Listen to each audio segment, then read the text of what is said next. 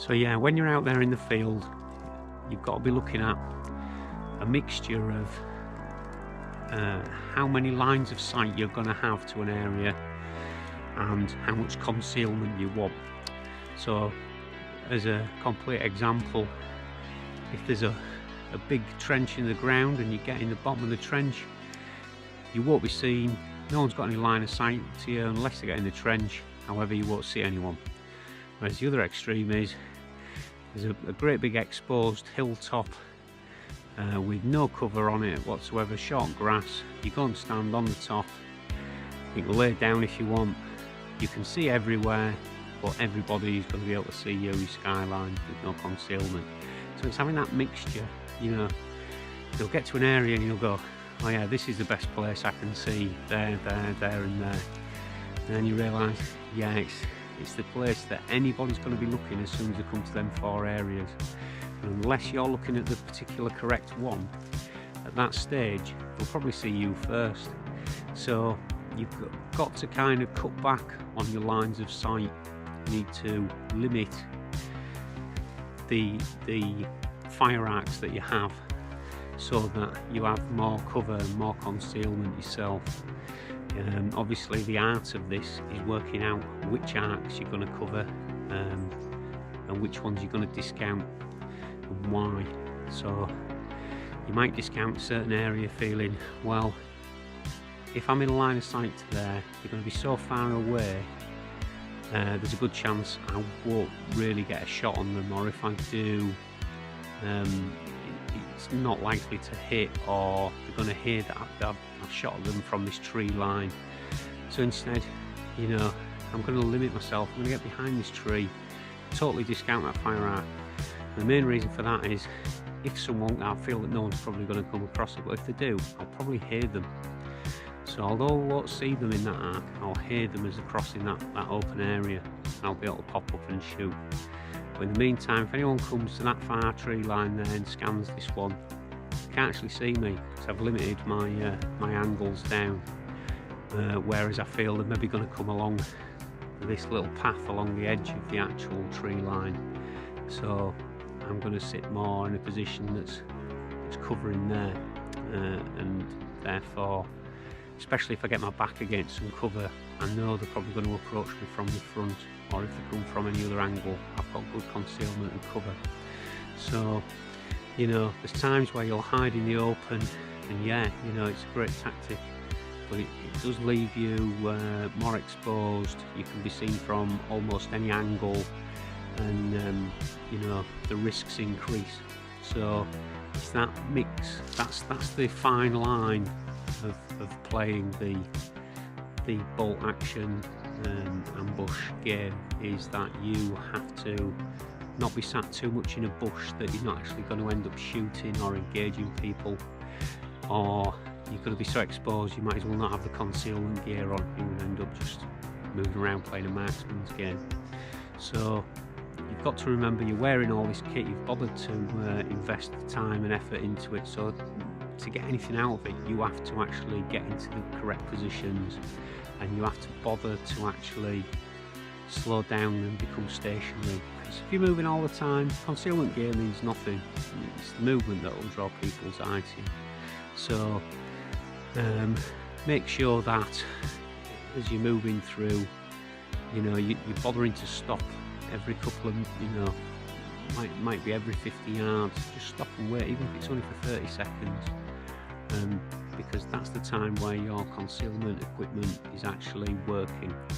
So it's that mixture of movement and stationary play, and that's what stalking is. It's moving, stopping, moving, stopping, observing, moving, stopping, listening, observing, moving, maybe covering your rear, listening, observing, moving, stopping, observing, and all the time assessing routes and deeming what are the positions I'm going to stop in as you get to each area. You'll have to assess that area. There might be 3 routes. You deem that one's the easiest travel, like as we've discussed before, but it's the most exposed, so you're going to discount that one initially, and then you've got a choice of 2 others. One might be the most concealed, but you know, it might be dense and be noisy. and that's not the ideal choice either, unless you know there's definitely opponents in this area that you're hoping to circumnavigate. So it's getting that balance, that middle ground of concealment and lines of sight. And you also have to be looking for options further down the line. You don't want to get yourself out into an area that's surrounded all by open ground if you need to actually be leaving that area, because you've run out of choices of concealment. So you know, you need to be looking at, as you approach a field, am I going to go in left, am I going to be going right? And yeah, there'll be initial reasons for that, but you need to look at the game further on and think, yeah, I definitely don't want to come out of here on the left hand side, it's going to put me in the wrong position for the end game. So you're constantly juggling all this in your mind, but the other thing to remember is you can't let it distract you too much. If you're constantly thinking of the bigger game, the chess game, you aren't thinking about actually need to look at that bush, need to study behind that tree stump. So you're also juggling the here and now of the game with your plans and options. So you know, although people might think that a sniper's game is a very dull and boring one, actually you're doing mental somersaults at times, and it's all like a giant puzzle, and you're looking for the solution that will give you the highest score. So, you know, how you actually get out there and game, you'll find actually the first, say, 5 minutes of the game, as you start walking out or patrolling or whatever, you're not even switched on. You've still got that initial distraction, you're not immersed in the game. The further you get into the stalk, 15 minutes in, you're really attuned to noises around you and you're just more careful. So it's very hard, you have to be a very good player, just suddenly drop straight bang onto your top level of alertness and you know, thinking. So I'll say this, all players switch on and off during the game, and there's no way around that. Everybody will do it at times, but the very top players will only have about, you know, 1% downtime, far less than that maybe. That's the only time where the guard's down, they're thinking about something else, they're distracted by something else, or they're daydreaming, or they're thinking about what they're going to eat, you know, or mulling over information that's already happened in the game that they've received or whatever. But there's some kind of distraction there. Generally, it's like I say, it's daydreaming, and the best players are good at actually fighting that. They're just concentrating purely on the game here and now. You know, the phone's turned off and off they go. They don't have any kind of attachments to the normal everyday life at that stage, and they're just living that part of the game as the player, the sniper, or the hunter, or whatever you want to call it. But you know, there's a certain amount of mental fortitude and focus required, as well as all the physical and other aspects to be at the top of your game. But the mind is the main thing that's going to score you the points, or get you far better tallies anyway, or ratios. You know, yeah, your gun can do so much, but only if you put it in the right position. You know, you've got to stalk to get these lines of sight or whatever. And another thing to consider is your game is limited, your ability is limited by the game. So if you just play very short games that run around a small area, there's lots of you know, sort of, you're playing the same game over and over, a bit like Call of Duty when you play on certain maps, then that limits what you're going to learn, you know, and it limits what your abilities are going to be. You're going to be more focused on a shooting aspect of the game and far less on, say, route planning or concealment, or, you know, it becomes more, people know the routes, they know where people can hide, they expect people to be in certain areas, and you run out of options. Once you've played these little sites a few times, it's kind of the same. So try and get out there, play bigger sites with longer games, and eventually obviously mill sims and hunting matches, and this is where you're actually going to learn the most. Yeah, the games are harder, but you know, if you take anything to a higher level, it gets harder. you know. So try and like demand more of yourself or from your games, because after a while you'll find skirmish becomes quite repetitive, and you know, 10 years of that, you're looking for something else.